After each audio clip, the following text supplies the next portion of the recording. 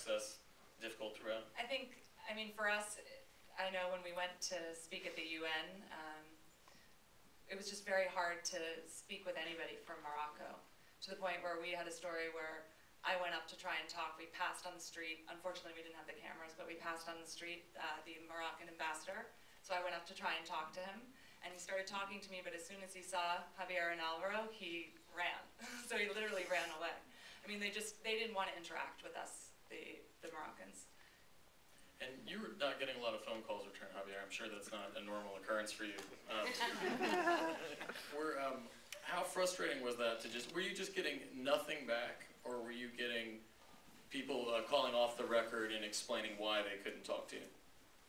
No, the ambassador of Morocco in Spain, which by the way is a man from the Polisario, you know, he was a person who was, he's a Sahrawi. I called him and he answered me back on the phone and he said, I'm not going to talk to you. And I said, yeah, but we should know what Morocco have to say about this, because we want to make I have my point of view, but I want the audience to have their point of view, and we need every opinion on this. And he said to me, what part of the no you don't understand? And I said, okay, I got it. That was the only message that I got from every Morocco authority. And since then, it was impossible. What you just told us, it's incredible. I mean, it's so hard. For us, it was impossible to access to the occupied territory.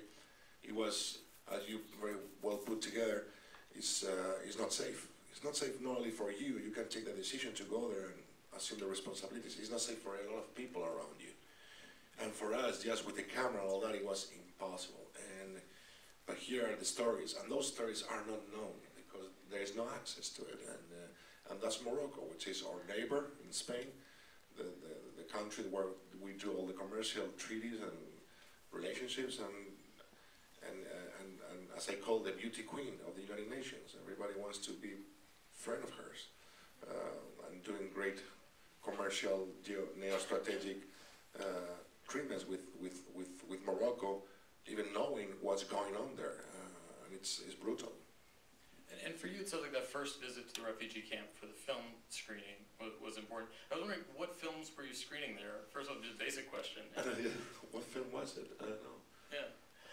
And then say why. Yeah, well, I tell you, it was Goya's Ghosts from Milos Forman, and a kid. I was staying in the house with the family. He freaked out when he saw me going back home, because I died in the movie. So it's a movie. It's a movie. I'm alive. And I'm wondering, I'm sure you've had hundreds of people ask you to take part in various political organizations over the years, and you've decided to spend years on this particular issue. Is that partly you feel a different sense of responsibility as a Spaniard?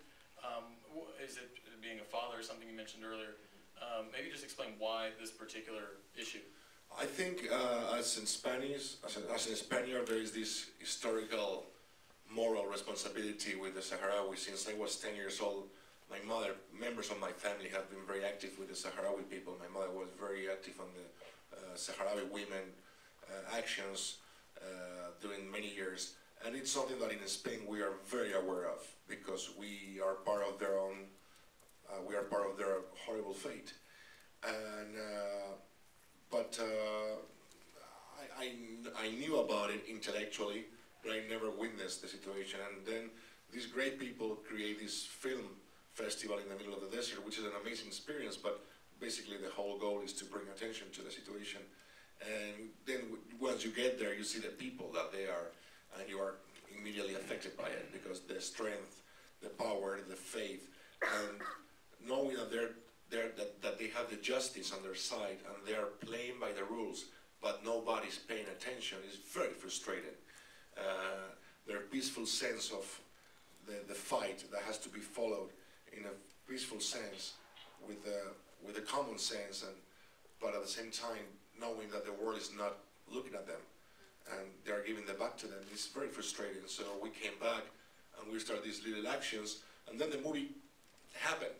He had a camera, and then one day we said, we have filmed so many things. Why don't we put it together? And then the movie started to happen. It took us 4 years, in part because of the rejections. And then we understood that the rejection itself, it was a big character that speaks very out loud about the statement of Morocco itself. I'd like to open this up to questions from